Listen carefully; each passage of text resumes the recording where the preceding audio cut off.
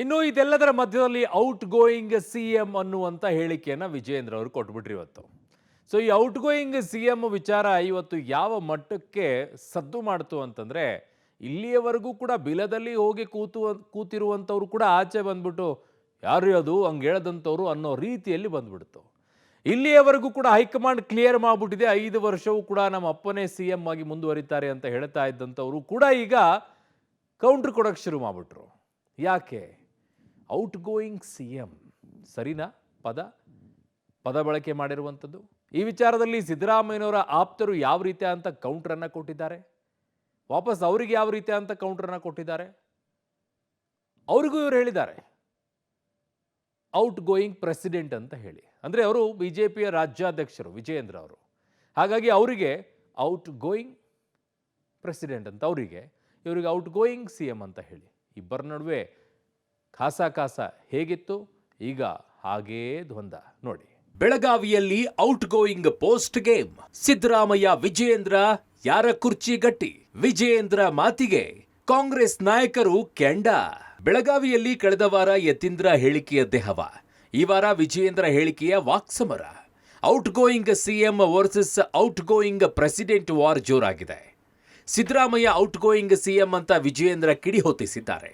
ವಿಜಯೇಂದ್ರ ಕಿಡಿಗೆ ಕಾಂಗ್ರೆಸ್ ನಾಯಕರು ಕೆಂಡವಾಗಿದ್ದು out going ಪ್ರೆಸಿಡೆಂಟ್ನ ಬ್ರಹ್ಮಾಸ್ತ್ರ ಪ್ರಯೋಗಿಸಿದ್ದಾರೆ. ಬೆಳಗಾವಿಯಲ್ಲಿ ಮಾತನಾಡಿದ ವಿಜಯೇಂದ್ರ, ಸಿದ್ದರಾಮಯ್ಯನವರ ಪರಿಸ್ಥಿತಿ ಅರ್ಥ ಮಾಡಿಕೊಳ್ಳಿ. He is out going chief minister. ಯಾವಾಗ ರಾಜೀನಾಮೆ ಕೊಡ್ತಾರೋ ಯಾರಿಗೂ ಕೂಡ ಮಾಹಿತಿ ಇಲ್ಲ. ಸಿಎಂ ಮಾತಿನ ದಾಟಿ ನೋಡಿದ್ರೆ ಎಷ್ಟು ದಿನ ಇರ್ತಾರೋ ಬಿಡಿ ಅಂತ ಅನಿಸುತ್ತೆ. ಔಟ್ ಗೋಯಿಂಗ್ ಚೀಫ್ ಮಿನಿಸ್ಟರ್ ಇಂದ ಸದನದಲ್ಲಿ ಏನೇ ಚರ್ಚೆ ಆದರೂ ಕೂಡ ಪರಿಹಾರ ಹೇಗೆ ಸಿಗುತ್ತೆ ಅಂತ ವಾಗ್ದಾಳಿ ನಡೆಸಿದ್ದಾರೆ. ವಿಜಯೇಂದ್ರಗೆ ಛಲವಾದಿ ನಾರಾಯಣ ಸ್ವಾಮಿ ಕೂಡ ಧ್ವನಿಗೂಡಿಸಿದ್ದಾರೆ. ಪಾಪ ನೀವು ಮುಖ್ಯಮಂತ್ರಿಗಳ ಪರಿಸ್ಥಿತಿಯನ್ನು ಅರ್ಥ ಮಾಡ್ಕೊಳ್ಳಿ. Is A out going chief minister. ಯಾವಾಗ ರಾಜೀನಾಮೆ ಕೊಡ್ತಾರೋ ಯಾರಿಗೂ ಕೂಡ ಅದ್ರ ಬಗ್ಗೆ ಮಾಹಿತಿ ಇಲ್ಲ. ಮುಖ್ಯಮಂತ್ರಿಗಳ ಮಾತಿನ ದಾಟಿಯನ್ನು ನೋಡಿದ್ರೆ ನಿಮಗೆ ಅರ್ಥ ಆಗ್ತದೆ, ಹೋಲಿ ಬಿಡಪ್ಪ ಪಾಪ ಎಷ್ಟು ದಿನ ಇರ್ತಾರೆ ಅಂತೇಳಿ ಎಲ್ರಿಗೂ ಅನಿಸ್ತಕ್ಕಂಥದ್ದು ಸಹಜ. ಹಾಗಾಗಿ ಒಬ್ಬ ಔಟ್ ಗೋಯಿಂಗ್ ಚೀಫ್ ಮಿನಿಸ್ಟ್ರಿಂದ ಈ ಸದನದಲ್ಲಿ ಏನೇ ಚರ್ಚೆ ಆದರೂ ಕೂಡ ಪರಿಹಾರ ಸಿಗ್ತದೆ ಅನ್ನುವ ಆಶಾಭಾವನೆ ನಮಗೂ ಏನು ಇರಲಿಲ್ಲ. ಮುಖ್ಯಮಂತ್ರಿಗಳಾಗಿ ಎಷ್ಟು ದಿನ ಕುರ್ಚಿಲಿ ಕೂರ್ತೀರಿ ಅನ್ನೋದು ಮುಖ್ಯ ಅಲ್ಲ, ಆದರೆ ಸ್ಥಾನದಲ್ಲಿದ್ದಾಗ ಏನು ರಾಜ್ಯಕ್ಕೆ ಒಳ್ಳೆ ಕೆಲಸ ಮಾಡಿದಿರಿ ಅನ್ನೋದು ಮುಖ್ಯ. ಇನ್ನು ವಿಜಯೇಂದ್ರ ಹೇಳಿಕೆಗೆ ಕಾಂಗ್ರೆಸ್ಸಿಗರು ಕೆಂಡವಾಗಿದ್ದಾರೆ. ಸಿಎಂ ಆಪ್ತ ಶಾಸಕ ಕೆಎನ್ ರಾಜಣ್ಣ ವಾಗ್ದಾಳಿ ನಡೆಸಿದ್ದು ವಿಜಯೇಂದ್ರ ಔಟ್ ಗೋಯಿಂಗ್ ಪ್ರೆಸಿಡೆಂಟ್ ಅಂತ ಟಕ್ಕರ್ ಕೊಟ್ಟಿದ್ದಾರೆ. ಸಿದ್ದರಾಮಯ್ಯ ಈಗಾಗಲೇ ಇನ್ನಲ್ಲಿದ್ದಾರೆ, ಇರ್ತಾರೆ ಅಂತ ಪಕ್ಷದೊಳಗಿನ ವಿರೋಧಿಗಳು ಹೊರಗಿನ ವಿರೋಧಿಗಳಿಗೂ ತಿರುಗೇಟನ್ನ ನೀಡಿದ್ದಾರೆ. ಅಲ್ಲದೆ ಜಮೀರ್ ಅಹಮದ್, ಭೈರತಿ ಸುರೇಶ್, ಎಂಬಿ ಪಾಟೀಲ್ ಕೂಡ ವಿಜಯೇಂದ್ರ ವಿರುದ್ಧ ವಾಗ್ದಾಳಿ ನಡೆಸಿದ್ದಾರೆ. ಆಯ್ತಲ್ಲಪ್ಪ, ಅವರು ಔಟ್ ಗೋಯಿಂಗ್ ಪ್ರೆಸಿಡೆಂಟ್ ಅಂತ ನಾವೇನು ಹೇಳೋಣ, ಅವರು ಕೂಡ ಬಿಜೆಪಿ ಪಾರ್ಟಿನಲ್ಲಿ ಔಟ್ ಗೋಯಿಂಗ್ ಪ್ರೆಸಿಡೆಂಟ್ ಅಂತ ಹೇಳೋಣ ಅವರಿಗೆ. ಆದರೆ ಸಿದ್ದರಾಮಯ್ಯನವ್ರ ವಿಚಾರದಲ್ಲಿ ಔಟ್ ಗೋಯಿಂಗು ಇಲ್ಲ, ಈಗಾಗಲೇ ಇನ್ನಲ್ಲಿದ್ದಾರಲ್ಲ, ಇನ್ನಲ್ಲೇ ಈ will continue. Vijayendra incoming C M ಭವಿಷ್ಯ ಹೇಳ್ತಾರೆ ವಿಜಯೇಂದ್ರ ಅವರು. ಫಸ್ಟು ಅವರು ತಟ್ಟೆಯಲ್ಲಿ ಬಿದ್ದಿರುವಂಥ ಹೆಗ್ಡಾನ ಎತ್ತಕ್ಕೆ ಹೇಳಿ. ಡೈಲಿ ಪಾಪ ಅವರು ಒಂದು ಕಡೆ ಅಶೋಕ್ ಅವ್ರ ಗ್ರೂಪು, ಒಂದು ಕಡೆ ಯತ್ನಾಳ್ ಅವ್ರ ಗ್ರೂಪು, ಒಂದು ಕಡೆ ಇವ್ರ ಗ್ರೂಪು. ಇದೇ ಬಿಜೆಪಿ ಪಕ್ಷದಲ್ಲಿ ಒಂದೊಂದು ನೋಡಿರ್ಬೋದು. 2008 ಎಷ್ಟು ಜನ ಮುಖ್ಯಮಂತ್ರಿ ಮಾಡಿದ್ರು, ಎಷ್ಟು ಜನ ಮುಖ್ಯಮಂತ್ರಿ ಆಗಿದ್ದು ಅವ್ರು ಏನು ತಿಳ್ಕೊಳ್ತಾರೆ, ಅವ್ರ ಪಕ್ಷದಲ್ಲಿ ಮೂರು ಮುಖ್ಯಮಂತ್ರಿಗಳು ಬದಲಾವಣೆ ಆಗ್ತಾರೆ.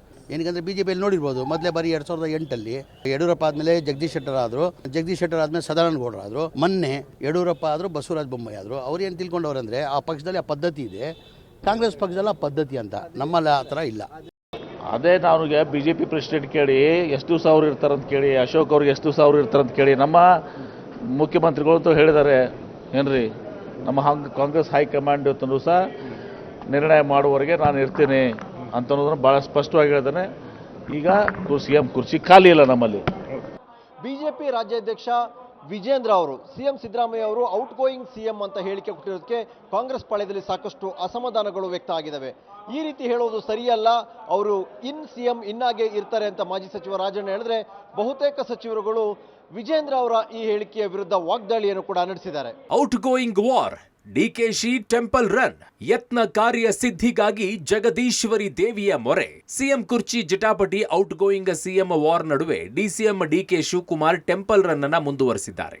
ನಾಳೆ ಉತ್ತರ ಕನ್ನಡ ಜಿಲ್ಲೆ ಅಂಕೋಲಾ ತಾಲೂಕಿನ ಆನ್ಲೆ ಜಗದೀಶ್ವರಿ ದೇವಿ ಸನ್ನಿಧಿಗೆ ಭೇಟಿಯನ್ನ ನೀಡಲಿದ್ದಾರೆ. ಈ ದೇಗುಲ ಯತ್ನ ಕಾರ್ಯ ಸಿದ್ಧಿಗಾಗಿ ಪ್ರಸಿದ್ಧಿಯನ್ನ ಪಡೆದಿದೆ. ಇಲ್ಲಿನ ಆನ್ಲೆ ಜಗದೀಶ್ವರಿ ದೇವಿ ಹರಕೆ ಪ್ರಸಾದ ಫಲಕ್ಕೆ ಹೆಸರಾಗಿದ್ದು 2019ರಲ್ಲಿ ಡಿಕೆ ಶಿವಕುಮಾರ್ ದೇವಿ ದರ್ಶನ ಪಡೆದು ಪ್ರಭಾವಿ ಸ್ಥಾನಮಾನದ ಬಗ್ಗೆ ಹರಕೆಯನ್ನು ಹೊತ್ತಿದ್ರು. ಹರಕೆ ಕಟ್ಟಿಕೊಂಡು ಹಿಂಗಾರದ ಪ್ರಸಾದವನ್ನ ಕೇಳಿದ್ರು. ಆ ಸಂದರ್ಭದಲ್ಲಿ ದೇವಿ ಬಲಭಾಗದಲ್ಲಿ ಹಿಂಗಾರದ ಪ್ರಸಾದವನ್ನ ನೀಡಿದ್ದಳು.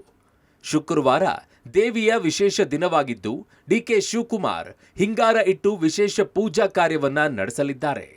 ಭಕ್ತರ ಇಷ್ಟಾರ್ಥವನ್ನು ನೆರವೇರಿಸುವಂತಹ ಅಂಕೋಲದ ಆನ್ಲೆ ಜಗದೀಶ್ವರಿ ದೇವಸ್ಥಾನಕ್ಕೆ ಉಪಮುಖ್ಯಮಂತ್ರಿಯಾದ ಡಿ ಕೆ ಶಿವಕುಮಾರ್ ಅವರು ಆಗಮಿಸ್ತಾ ಇದ್ದಾರೆ. ವಿಶೇಷ ಏನು ಅಂತಂದರೆ 2019ರಲ್ಲಿ ಇದೇ ದೇವಸ್ಥಾನಕ್ಕೆ ಅವರು ಆಗಮಿಸಿದರು. ಆ ಸಂದರ್ಭದಲ್ಲಿ ವಿಶೇಷ ಹರಕೆಯನ್ನು ಹೊತ್ಕೊಂಡಿದ್ದರು.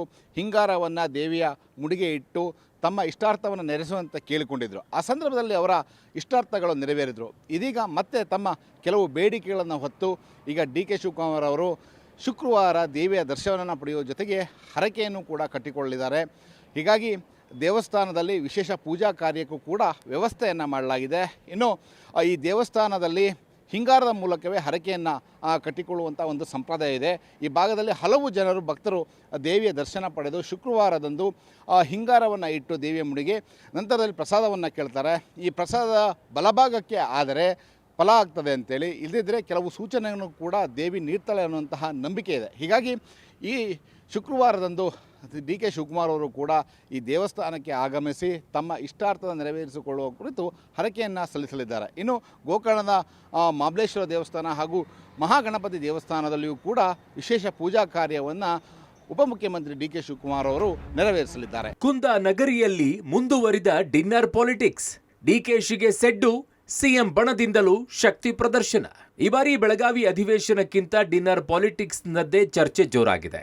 ಬಣಗಳ ಶಕ್ತಿ ಪ್ರದರ್ಶನವೇ ನಡೀತಾ ಇದೆ. ಇನ್ನೇನು ಅಧಿವೇಶನ ಮುಗಿಯುವ ಅವಧಿ ಹತ್ತಿರ ಬರ್ತಾ ಇದ್ದಂತೆ ಕಾಂಗ್ರೆಸ್ನಲ್ಲಿ ಮತ್ತೆ ಬಣ ರಾಜಕೀಯ, ಡಿನ್ನರ್ ಪಾರ್ಟಿಗಳು ಮತ್ತೆ ಚಿಗುರೊಡೆದಿವೆ. ಡಿಸಿಎಂ ಡಿಕೆ ಶಿವಕುಮಾರ್ ಆಯೋಜಿಸಿದ ಡಿನ್ನರ್ ಮೀಟಿಂಗ್ಗೆ ಪ್ರತಿಯಾಗಿ ಸಿಎಂ ಸಿದ್ದರಾಮಯ್ಯ ಬಣದ ಸತೀಶ್ ಜಾರಕಿಹೊಳಿ ಮತ್ತೊಂದು ಸಭೆ ನಡೆಸಿದ್ದಾರೆ.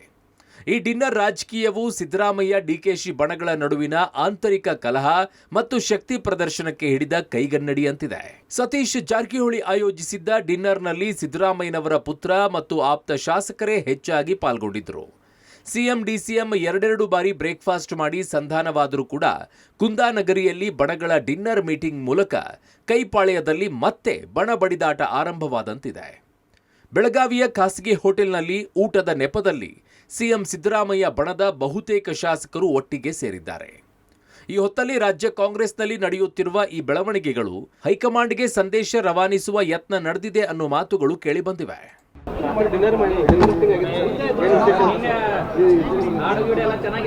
ಏನು ವಿಶೇಷ ಏನಿಲ್ಲ, ಅವರವರು ಲೈಕ್ ಮೈಂಡೆಡ್ ಪಾರ್ಟಿ ಕೊಟ್ಟದ್ದು ಏನು ವಿಶೇಷ ಅಲ್ಲ, ಅವ್ರವ್ರು ಮಾಡ್ತಾರೆ, ನಾವು ಒಂದು ಮಾಡಿದ್ದೀವಿ ಅಷ್ಟೇ, ಅದರಲ್ಲಿ ವಿಶೇಷ ಏನಿಲ್ಲ.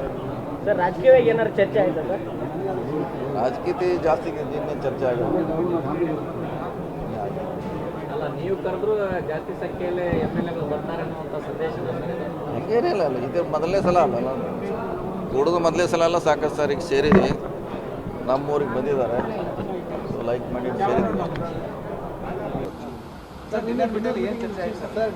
ಡಿನ್ನರ್ ಮೀಟಿಂಗ್ಗೆ ಸತೀಶ್ ಜಾರಕಿಹೊಳಿ ಅವರು ಅವರೇನು ಬರೀ SC/ST ಶಾಸಕರಿಗಲ್ಲ, ಎಲ್ಲ ಲೈಕ್ ಮೈಂಡೆಡ್ ಏನು ಸಮಾನ ಮನಸ್ಕ ಶಾಸಕರನ್ನು ಅವರು ನಿನ್ನೆ ರಾತ್ರಿ ಊಟಕ್ಕೆ ಕರೆಸಿದ್ರು. ನಾನು ಹೋಗಿದ್ದೆ. ಸೊ ಅಲ್ಲಿ ರಾಜಕಾರಣದ ಕೆಲವು ಅಂಶಗಳು ಅವೆಲ್ಲ ಕೂಡ ಮುಕ್ತವಾಗಿ ಮಾತಾಡಿದ್ದಾರೆ. ಅದ್ರ ಬಗ್ಗೆ ಇನ್ನೂ ಇವತ್ತೇನಾದ್ರು ಇದ್ದರೆ ಇವತ್ತು ನಾಳೆ ಒಳಗಡೆ ಅವರೇ ಹೇಳ್ತಾರೆ. ಅದಕ್ಕೆ ಸೇರೋದೇನು, ಸುಮ್ಮನೆ ಊಟಕ್ಕೆ ಹೋಗ್ತಾರಾ ಹೋದ್ಮೇಲೆ ಎಲ್ಲ ಇರ್ತದೆ, ಮಲ್ಟಿಪರ್ಪಸ್ ಇರ್ತದೆ ಆ್ಯಕ್ಟಿವಿಟೀಸ್. ಈಗ ಒಂದು ವೇಳೆ ಸಂಪುಟ ಪುನರ್ರಚನೆ ಆದರೆ ವಾಲ್ಮೀಕಿ ಸಮುದಾಯಕ್ಕೆ 2 ಸ್ಥಾನ ಕೊಡಬೇಕು ಅನ್ನೋದು. ಹೌದು, ಇದೆ ಕೊಡ್ತಾರೆ, 2 ಕೊಡ್ತಾರೆ. ನಂದು ಆದರೆ ಆಗ್ಬೋದು, ಹೋದ್ರೆ ಹೋಗ್ಬೋದು. ನಾನು please bothered about that. CM DCM breakfast meeting ನಂತರ ಎಲ್ಲವೂ ಮುಗೀತು ಅಂದುಕೊಂಡ್ರೆ ಬೆಳಗಾವಿಯಲ್ಲಿ ಬೇರೆದೇ ಚಿತ್ರಣ ಕಂಡು ಬರ್ತಾ ಇದೆ. ವಿಶೇಷವಾಗಿ ಡಿನ್ನರ್ ಮೀಟಿಂಗ್ಗಳು, ಅದರಲ್ಲೂ ಸಿಎಂ ಆಪ್ತ ವಲಯದವರು ಜಾಸ್ತಿನೇ ಡಿನ್ನರ್ ಮೀಟಿಂಗ್ ಮಾಡದಂತೆ ಕಾಣಿಸ್ತಿದೆ. ಸತೀಶ್ ಜಾರಕಿಹೊಳಿ ಅವರು ತಡರಾತ್ರಿಯಲ್ಲಿ ನಡೆಸಿದಂಥ ಡಿನ್ನರ್ ಮೀಟಿಂಗ್ನಲ್ಲಿ ಸಿಎಂ ಪುತ್ರ ಯತೀಂದ್ರ ಸೇರಿದಂತೆ ಸಾಕಷ್ಟು ಸಿಎಂ ಆಪ್ತ ಬಣದ ಶಾಸಕರುಗಳೇ ಭಾಗವಹಿಸಿದ್ದು ಸಾಕಷ್ಟು ಕುತೂಹಲ ಮೂಡಿಸಿದೆ. ಒಟ್ನಲ್ಲಿ ಸಿಎಂ ಆಗಿ ಸಿದ್ದರಾಮಯ್ಯ ಪೂರ್ಣಾವಧಿ ಇರ್ತಾರೆ ಅಂತ ಪುತ್ರ ಯತೀಂದ್ರ ಸಿದ್ದರಾಮಯ್ಯ ಕಳೆದ ವಾರವಷ್ಟೇ ಸೌಂಡ್ ಮಾಡಿದ್ರೆ, ಇವತ್ತು ಔಟ್ ಗೋಯಿಂಗ್ ಸಿಎಂ ಅಂತ ವಿಜಯೇಂದ್ರ ಕಾರ್ಡ್ ಪ್ಲೇ ಮಾಡಿ ರಾಜಕೀಯ ರಾಡಿ ಎಬ್ಬಿಸಿದ್ದಂತೂ ಸತ್ಯ. ಇತ್ತ ಬಣಗಳ ಡಿನ್ನರ್ ಪಾಲಿಟಿಕ್ಸ್ ಕುಂದಾನಗರಿಯಲ್ಲಿ ಮೈ ಕೊರೆಯುವ ಕೋಲ್ಡ್ ಅಲ್ಲೂ ಕೂಡ ಹೀಟ್ ಪಡೆದುಕೊಂಡಿದೆ. Political bureau, public TV.